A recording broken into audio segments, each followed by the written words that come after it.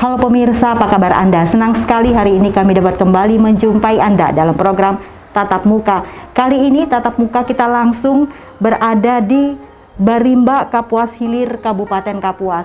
Pemirsa, hari ini kita ingin berbincang-bincang dengan Ibu Maria atau Ibu Widodo, mantan Direktur PDAM Kuala Kapuas. Kita ingin berbincang bagaimana keseharian Pak Widodo, kemudian bagaimana keseharian dengan anak-anak, apa aktivitas yang mereka lakukan. Nah, bersama saya Olivia Teja, inilah Tatap Muka selengkapnya.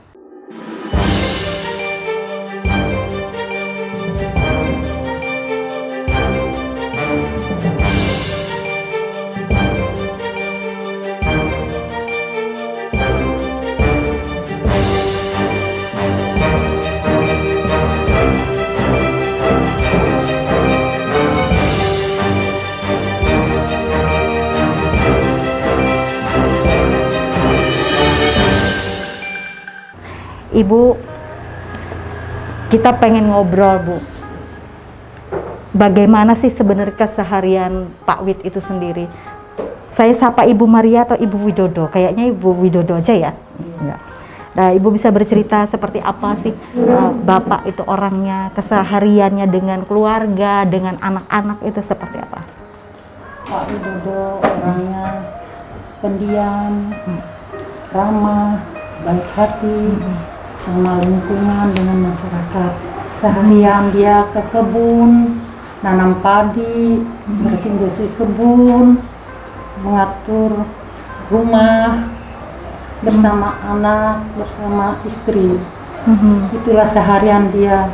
Pagi berangkat ke sawah, pulang tengah hari, sore berangkat lagi ke sawah sambil berkebun. Itu seharian Pak Widodo. Ibu, mohon maaf, di sini, apakah kurang yang diberikan oleh Pak Wid atau pendapatan dari beliau pada saat masih menjabat sebagai Direktur PDAM kemarin, sehingga Ibu dengan keluarga masih dalam tanda kutip nyambi? Apa yang saya katakan, Bu, saya sebut lebih tidak ada. Saya sebut dapat gaji, saya lihat itu tidak mencukupi, Bu. Pak Widodo, tapi kami penuh sabar, Bu. Yang penting Pak Widodo bekerja dengan rajin. Waktu dia aktif memajukan perusahaan dengan rajin.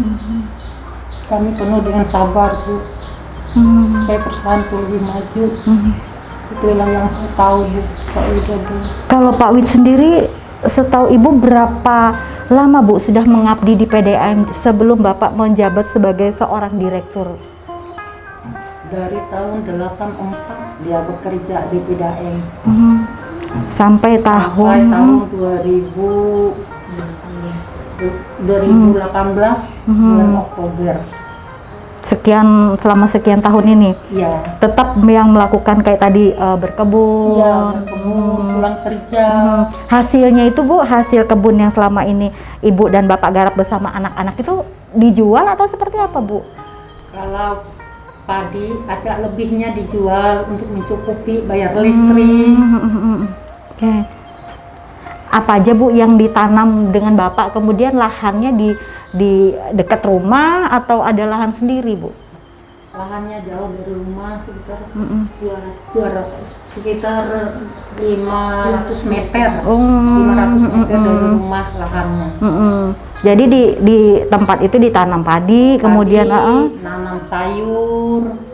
Di situ sayurnya terong, kacang, terus mangga saya jual untuk mencukupi kebutuhan rumah tangga. Kalau Ibu sendiri, sepengetahuan saya Ibu seorang guru. Iya. Bekerja di SDN 1 Barimba sekarang. Masih aktif Ibu ya? Aktif saya. Posisi sebagai guru atau sudah kepala sekolah atau seperti apa, Bu? Dulu guru, sekarang posisi saya jadi kepala sekolah, diangkat kemarin ikut pelatih dilantik 2020 bulan April kemarin. Jadi saya kepala sekolah di SDN 1 Barimba, lebih kurang habis dilantik 1 tahun Jadi 1 tahun lebih. Berarti bapak bekerja, ibu juga bekerja ya. Ya. Kalau anak-anak Bu, pendidikan anak-anak, kemudian adakah sudah anak-anak yang bekerja? Kalau anak-anak saya 2 putri, 1 putra, semua bekerja. Yang pertama bekerja di rumah sakit sebagai perawat. Itu yang kedua kerja di PDAM, yang ketiga yang bungsu ini kerja di PDAM. Ada yang istimewa nggak Bu dari cerita anak-anak ini, ketiga anak ini? Apakah mereka semua menempuh pendidikan sampai perguruan tinggi atau seperti apa? Kalau anak saya yang pertama menempuh sampai S1, dia hasil jerih payah dia sendiri dari gaji. Yang kedua lulusan SMA. Yang ketiga kemarin nggak sempat kuliah karena nggak ada dananya untuk kuliah. Jadi dia 1 tahun nganggur nggak kuliah. Akhirnya saya minta dengan bapak supaya dia bekerja di PDAM. Jadi bekerja di PDAM sampai sekarang anak saya. Ibu mengatakan tadi anaknya tidak kuliah karena tidak ada dana. Iya. Loh, pada saat itu sepengetahuan kita dari informasi bahwa kan bapak masih aktif Bu. Tapi bapak yang ngomong nggak ada dana untuk kuliah nak, dia bilang. Karena waktu itu anak saya itu mau sekolah kedokteran karena waktu tes di SMA itu dapat. Tapi nggak ada dana untuk sekolah. Bapak jawab gitu, nggak ada dana, dia bilang. Saya bilang dengan anak saya sabar, 1 tahun tidak kuliah di rumah. Tahun berapa itu? 2016 sampai 2017 di rumah. Saya dengan Mbak Winarti. Mbak Winarti, ketika Mbak Winarti punya cita-cita pada saat itu, keinginan pengen seperti anak-anak lain lah kuliah, kemudian Pak Wid mengatakan belum ada dana, bisa diceritakan itu pasti perasaannya itu campur aduk di situ. Ada kecewa mungkin, ada apa gitu. Iya, itu pasti saya merasa kecewa karena saya sudah mengikuti tes di sekolah, itu jalur prestasi saya dapat tes. Tapi karena kata papa kita nggak ada dana, nah. Jadi saya sabar 1 tahun saya nganggur. Setelah itu mama bilang sama papa, tolong kalau bisa anakmu ini kerja di PDAM. Karena saya nganggur 1 tahun kan Bu. Saya merasa anak bungsu. Masa saya sendiri nggak kerja, kakak saya kerja. Jadi akhirnya papa bilang, iya bisa kamu kerja di PDAM. Kamu saya masukkan jadi kasir. Itu saya masuk tahun 2017. Setelah saya lulus SMA itu 2016, jadi saya nganggur 1 tahun.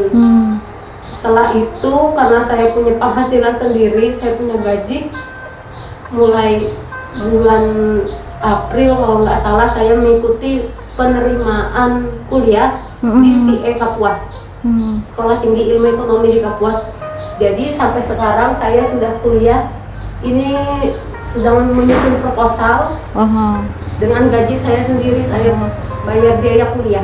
Tapi kalau mbaknya kan waktu itu kan sebagai anak bungsu tadi ya bilang, kemudian melihat posisi papa sepertinya, mohon maaf, itu mencukupi lah untuk kuliah. Tapi ketika fakta berbicara papa nggak bisa, itu pasti masa sih gitu. Pernah nggak sih bertanya dalam diri atau siapa, masa sih papa posisi kayak gitu, dana nggak ada, ngarepin gaji gitu, gimana mbak? Ya, waktu itu juga berpikir, merasa kecewa karena kan papa kerja, mama kerja, masa nggak bisa membiayai. Tapi di sisi lain saya berpikir mungkin papa masih belum ada dana, papa masih banyak keperluan yang lain. Jadi saya mencoba untuk sabar, mungkin ada jalannya nanti.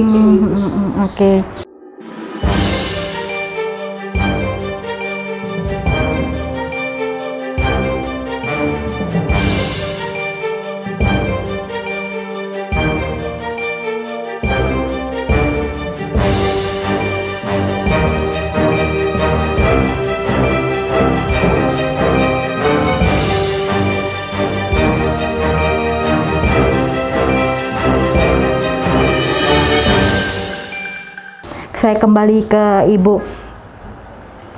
Keseharian Ibu tadi Ibu mengatakan bahwa Ibu bekerja juga ya, kemudian berladang, kemudian berkebun, aktivitas yang dilakukan banyaklah untuk mencukupi dalam tanda kutip ya keseharian. Mohon maaf saya dengar juga Ibu kondisinya tidak sepenuhnya fit. Iya.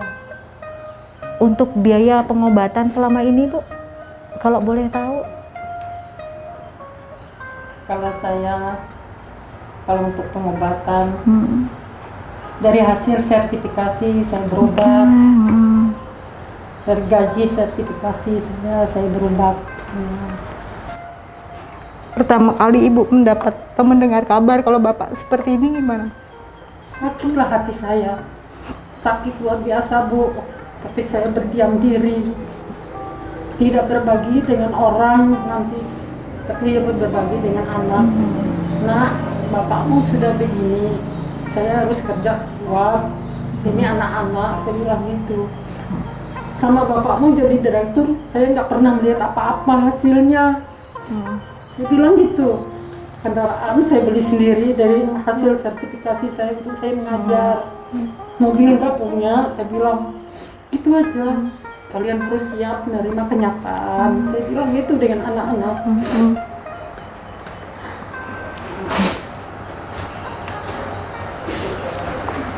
Makanya dulu itu ada cocoknya ya.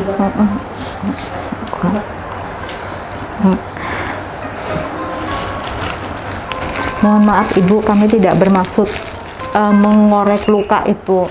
Cuman kita ingin hari ini tuh berbagi informasi seperti apa sih faktanya yang kita temui gitu Bu. Terima kasih Ibu. Kami atas keluarga. Terima kasih semua pada Ibu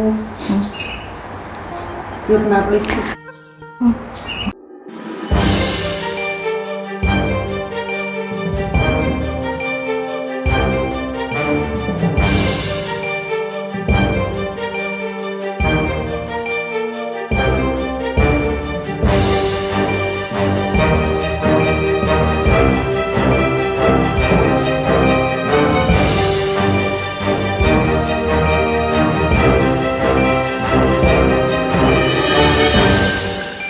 Kita kembali Ibu mendengar berita kemarin terakhir gimana sih pertemuan terakhir dan Bapak, atau Bapak cuma telepon atau seperti apa kemarin Bu? Waktu maksudnya waktu sidang. Waktu iya. Kalau waktu sidang saya nggak ikut anak-anak yang berangkat, tapi saya mendengar dari anak-anaknya sakit hati lah saya. Apakah bapakmu ini lama, kasihan bapakmu nggak sesuai dengan yang dia terima, dia bilang gitu aja. Bapak sendiri berapa lama Bu menjabat sebagai posisi di situ, direktur?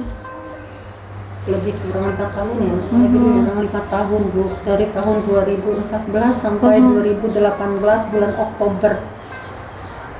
Bapak masih informasinya kita bahwa Bapak ini sebenarnya masih menjabat Bu, masih ada periode kedua, benar itu? Benar, sebenarnya habis itu menjabat yang kedua 2022. SK yang tertulis. SK yang tertulis. Kemudian Bapak diberhentikan di tahun 2018. Mohon maaf, apakah keluarga tahu alasan yang diceritakan oleh Pak Wid sendiri ke keluarga kenapa beliau diberhentikan? Karena kan pasti keluarga bertanya, loh Pak kenapa? Bapak ada apa? Biasanya kan kita sebagai keluarga aware ya, seperti itu, kenapa? Adakah? Ada, kita bertanya, anak-anak juga tidak tahu, dia bilang. Hanya itu yang diucapkan Pak Wid. Tahu, dia bilang, saya sudah kerja yang bagus, yang baik, saya tidak tahu, itu aja bilang. Oke. Kalau Ibu tadi berbicara Bapak bekerja yang baik, setahu Ibu sebagai istri juga anak ya, ada nggak sih ide kreatif Bapak mungkin atau kemajuan ketika PDAM Kapuas ini dipegang oleh Bapak atau dipimpin oleh Bapak? Bisa sharing, kita cerita, berbagi. Ada, saya dengar Bapak pernah cerita di Kapuas Timur, itu maju sama Bapak pemasangan leading. juga di Basarang yang sepengetahuan saya diberi Iya, juga iya, sama bapak itu. Kalau di Kapuas ini bisa cerita Bu, gimana sih Bu airnya Bu? Sulit kah atau gimana gitu air di daerah Kapuas ini? Kalau waktu bapak bagus, airnya jernih, lancar. Waktu bapak juga di desa-desa kebutuhannya berimba, lancar. Kapuas Timur bagus, bersih airnya. Jadi kalau dulu mungkin kurang banyak ya masyarakat yang mengerti, meminati dalam tanda kutip air bersih ini. Tapi ketika sosialisasi terus, jadi masyarakat itu kayaknya lebih ini ya, lebih semangat lah, pengen tertarik masang segala macam. Iya. Air lebih mudah gitu ya. Iya. Oke. Ngobrolin tentang pekerjaan Bapak sendiri. Kalau Bapak tuh bekerja gimana sih Bu? Maksudnya kalau orang tuh kan, aduh ini pekerjaannya banyak, aduh ini pekerjaannya capek gitu. Kalau Bapak sendiri gimana sih Bu? Kalau bapak Kinerjanya, etos kerjanya itu setahu Ibu? kerjanya kalau pagi sampai sore, tapi tidak pernah ngeluh, nggak pernah sakit juga selama dia jadi dokter. Nggak pernah ngeluh bapak, semangat bapak. Iya. Kalau sepengetahuan Mbaknya, Bapak tuh seorang sosok gimana sih di mata anak-anaknya? Kalau papa itu sosok yang baik. Papa juga bertanggung jawab. Memang papa orangnya agak pendiam. Papa juga kalau misalnya ada masalah, dia lebih baik memendam sendiri. Papa jarang mau komunikasi sama anak. Kalau misalnya saya ada masalah gini-gini, papa nggak mau membebankan untuk anak-anak. Selama dia bisa mengatasi sendiri, pasti dia atasi. Gitu kalau papa orangnya. Kembali ke kejadian itu, anak-anak gimana Mbak? Pertama kali tahu, siapkah atau seperti apakah, tidak menyangka lah dan lain-lain, seperti apa gitu. Kalau Mbaknya kan ngelihat Bapak ini posisi begini, tetapi mohon maaf kalau misalnya saya salah berbicara, melihat keadaan keluarga, ekonomi keluarga seperti yang tidak diharapkan lah istilahnya. Saya selaku anak yang memang terkejut mendengar berita papa korupsi sekian miliar, sedangkan ekonomi kami ya sekarang seperti inilah, pas-pasan ya. Saya juga selaku anak, selama saya menjadi anak direktur waktu itu sampai sekarang, saya merasa nggak ada yang berlebihan. Oke. Nah, dalam dalam kesehari-hari misalnya, Pak minta ini minta itu, pasti Papa bilang nanti nak tunggu ada uang. Oke. Seperti itu. Sama seperti kuliah tadi ya, nanti Ya, nak sama Papa nggak seperti punya kuliah uang. Tadi, Papa bilang nanti nak belum ada uang. Jadi selama saya jadi anak Papa, selama Papa menjabat jadi direktur, saya merasa ya nggak pernah lah yang berlebihan seperti yang lain.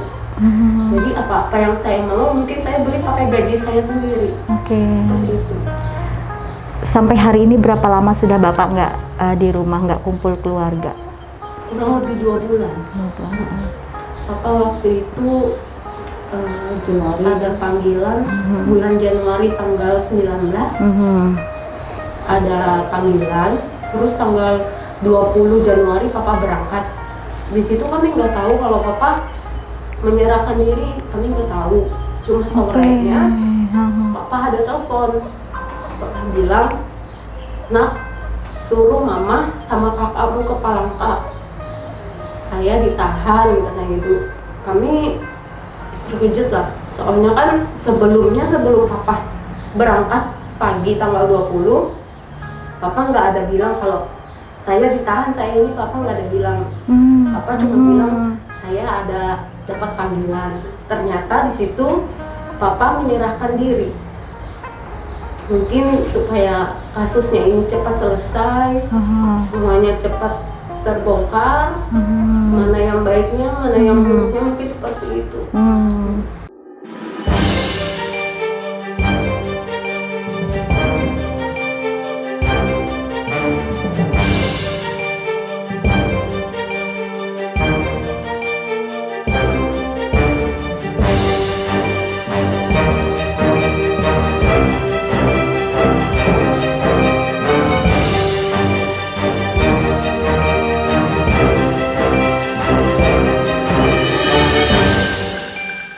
Jadi Bapak sangat proaktif ya, Iya.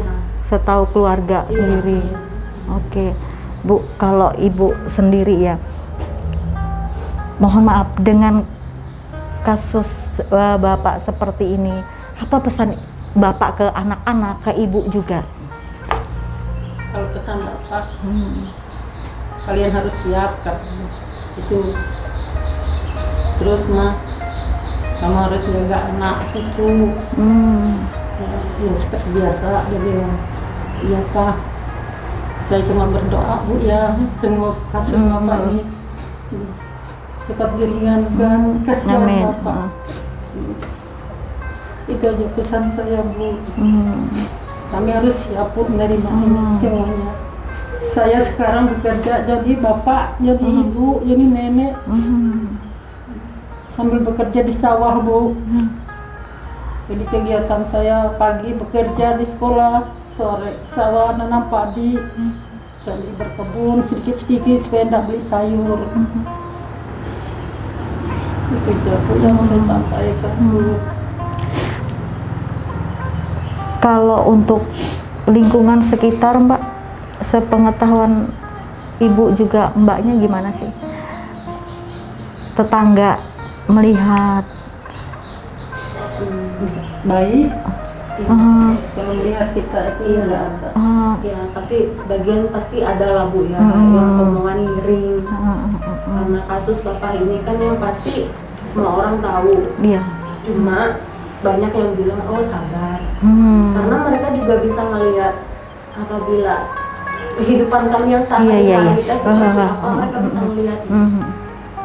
Warga sekitar sini tahu karena sehari-hari mama sama papa memang juga berkebun, nanam padi. Jadi untuk kasus yang seperti itu pasti mereka kaget, kaget karena tidak sesuai faktanya.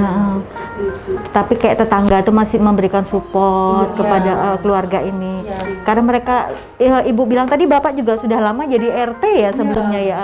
Bisa cerita Bu, berapa lama Bapak nih jadi RT, kemudian bisa terpilih lagi di lingkungannya? Bapak menjadi RT tahun 1997. Oh, sudah lama juga ya. Sampai Bapak jadi direktur kemarin. Oh, lama. Iya, 2013 dia langsung menyerahkan untuk Bapak Triamper orang sini sebagai ketua RT. Menggantikan Bapak. Menggantikan. Berarti lama juga Bapak ini jadi dari apa 97 ini sampai kemarin Bapak masih jadi direktur, posisi masih jadi RT, mau jadi RT. Ya, Oke. ya. Jalan dulu setapak menjadi bagus selama Bapak. Ya. Sawah di sana yang hutan, selama Bapak jadi ketua RT menjadi sawah terbuka, bagus semua. Oke. Iya, karena dulu kan minat orang enggak gitu kan masalah pertanian, masalah Iya. bersawah. Karena melihat Pak Wid bersawah bagus, baik. Oke. Ya, itulah kemajuan Berimba. Bapak, mengajak mereka. Iya. Bapak basicnya apa Bu? Kok bisa ngajarin bertani kepada masyarakat sekitar? Karena Bapak ini orang tuanya miskin, susah. Menyekolahkan Bapak itu hasil jual sayur. Pak Cipto, mertua saya, naik sepeda ontel, jual sayur, menyekolahkan anaknya. Pak Widodo, sehingga anaknya sukses, lulus STM tahun 84. Jadi Pak Widodo mengikuti jejak bapaknya jadi petani. Oh, dari situ basicnya Bapak ini bisa bertani. Iya. Kemudian ilmu inilah yang ditransferkan kepada warga di sini. Iya, betul. Iya. Kalau di daerah sini Bu, kira-kira berapa kakak nih yang sudah merasakan dalam tanda kutip ajakan dari Pak Widodo ini untuk kembali bertanam, bercocok tanam? Hampir ada lah sekitar 50 Oh, banyak ya? 50 kakak yang dari laut sampai ke darat sana. Ya, Apa aja yang diajarkan Bapak ketika bertani ini Bu? cara menanam padi, ini Apa kelompok tani ya? Oh, oke. Ada gapoktannya. Kelompok tani, gapoktan. Bapak yang mengajar mereka begini caranya. Oke. Berarti ada juga ini yang berhasil nih petani-petani di sini di bawah binaan Bapak, Pak RT dan juga direktur ini tadi. Ya. Multifungsi berarti Bapak ya di sini ya. Iya. Aha. Oke. Ibu kita kembali lagi ke depan, seperti apa Bu rencana Ibu juga anak-anak? Kemudian yang saya pengen tahu bagaimana sih Ibu memberikan semangat kepada anak-anak ini, kita terus maju walaupun ada hal yang seperti ini. Semua indah pada waktunya kan, Iya. dijanjikan Tuhan seperti itu. Iya. Seperti apa Bu ke depannya Ibu rencananya? Saya rencana saya ke depan anak-anak, bagi yang bekerja kerja yang rajin, anak-anak mengatur rumah tangga yang baik, saling menghormati sama suami, begitu juga suami menghormati istri, saling menyayangi. Karena saya sudah tua, anak-anak, prinsip kita harus gimana lah kita menyayangi orang tua dan menyayangi bapakmu juga, walaupun dia jauh tapi di hati dekat. Iya. Jadi itulah menurut saya anak-anak saya. Tapi saya bersyukur dengan Tuhan, anak saya, menantu saya, cucu saya semua baik-baik dan sehat-sehat semua. Itu yang terutamanya. Iya. Kemudian Bu, Ibu sudah pernah ngunjungin Bapak, besok Bapak di sana? Saya 1 kali, anak saya Winda sama Winarti 2 kali, 3 kali, 3 kali. Tapi di sana tidak bisa dikunjungi, hanya mengantar makanan, mengantar makanan aja di luar. Udah itu pulang. Berarti belum pernah sama sekali ya ketemu Bapak? Karena tidak bisa. Sekarang kan masih COVID ini. Oke. Iya. Anak juga belum pernah sama sekali ketemu dengan pernah. Bapak. Tapi kabarnya gimana? Bapak katanya di sana kondisinya? Di sana sehat. Di Cukup. sana juga ada kegiatan seperti senam pagi juga ada, terus ada ibadah juga. Jadi walaupun Papa di dalam tahanan di sana, tapi Papa aktivitasnya masih sama seperti biasa. Dan puji Tuhan Papa di sana juga melayani. Oke. Iya. Papa kan selaku diakon, jadi Papa di sana juga tetap memimpin teman-teman yang seiman. Ayo kita beribadah sama-sama. Papa yang memimpin ibadah di sana, kayak gitu. Oke, itu kabar yang Yang dengar kabar kemarin kami di sana. dapat dari sana, kayak gitu ya. Jadi disitulah sisi positifnya yang kami syukuri. Walaupun Papa di sana itu ditahan, tapi Papa masih melakukan aktivitas seperti biasa. Jadi Papa nggak stres, mungkin nggak nggak kepikiran kenapa, tetap melayani Tuhan di sana. Jadi di situ yang kami senangnya, kami keluarga di sini juga senang kalau Papa di sana sehat-sehat aja, nggak stres, nggak segala macam. Pasti pesan Bapak juga yang di rumah juga jangan terlampau pikiran stres. Iya. Biar sama-sama menjaga kesehatan. Kalau di sini mungkin chaos, nanti Bapak juga pasti kepikiran di sana. Tapi kalau sebagai anak, jujur itu pernah nggak mikir misalnya, siapa tahu Bapak punya aset di mana gitu, atau Ibu, Bapak punya aset di mana yang Ibu mungkin keluarga nggak tahu gitu. Pernah nggak terlintas kayak gitu ya? Nggak ada terlintas pikiran situ. Karena apa? Selama saya dengan Bapak orangnya jujur, baik. Jadi nggak pernah terlintas ke situ. Yang dipunya tadi aset rumah ini, kemudian kebun. Iya, itu aja. Kalau aset yang lain ya nggak ada sih Mbak, karena saya selaku anak kan bisa menilai ya kalau orang tua punya uang berlebih pasti punya aset di mana-mana. Untuk hal kecil juga masih kekurangan, apalagi untuk aset kan. Lah kalau Bapak direktur, mobil yang beliau pakai operasi untuk kerja apa ya? Itu mobil dinas. Iya. Mohon maaf. Ya, Mobil dinas dari kantor. Jadi pas Papa sudah selesai menjabat, otomatis mobil dinas itu dikembalikan lagi dengan kendaraan kita kembalikan, karena itu kan punya aset. Aset pemerintah dikembalikan kembali. Ya, dulu kendaraan saya pakai, akhirnya kembalikan, bilang Bapak mobil dikembalikan. Jadi kami nggak punya mobil. Bu, Ibu sebagai seorang istri direktur mantan, pernah nggak mikir, Pak, pengen dong misalnya nih punya apa, karena label Bapak kan dalam tanda kutip seorang pimpinan tinggi lah ya gitu. Pernah nggak Bu gitu Bu? Pernah lah saya ngomong, Pak, saya kan bandingkan Iya, dengan yang lain. Pak, enaknya ibu yang lain. Saya kepingin kamu jangan Jangan Bu, Oh. jangan mah katanya seperti itu. Katanya itu nggak baik, kita hidup seperti ini apa adanya. Dia bilang, berapa Pak gajimu? Jangan nanya gaji, dia bilang.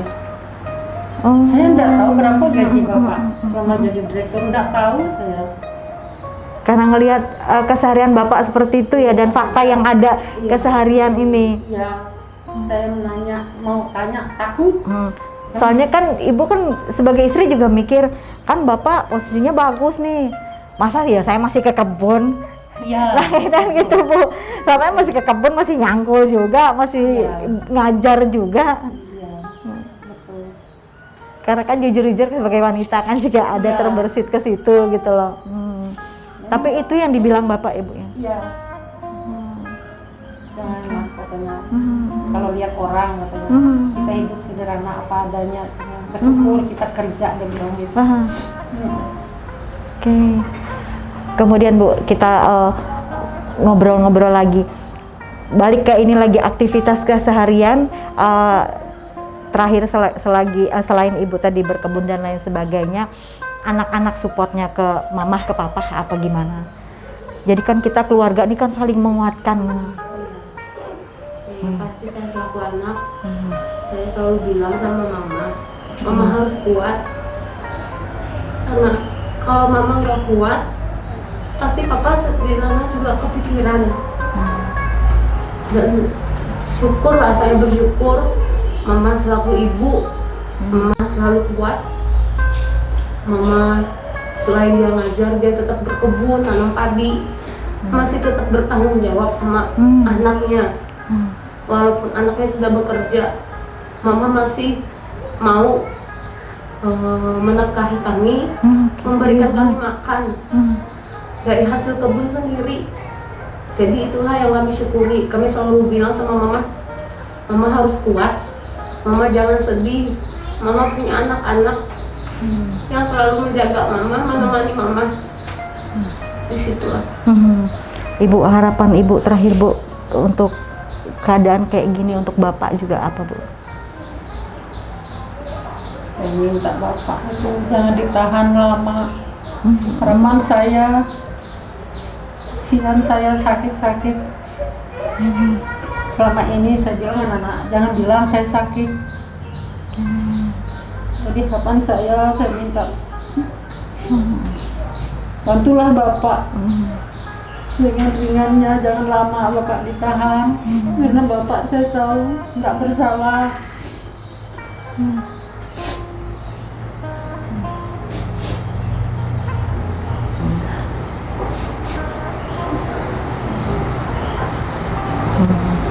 Yang Ibu dengan keluarga ya harus panjang sabar.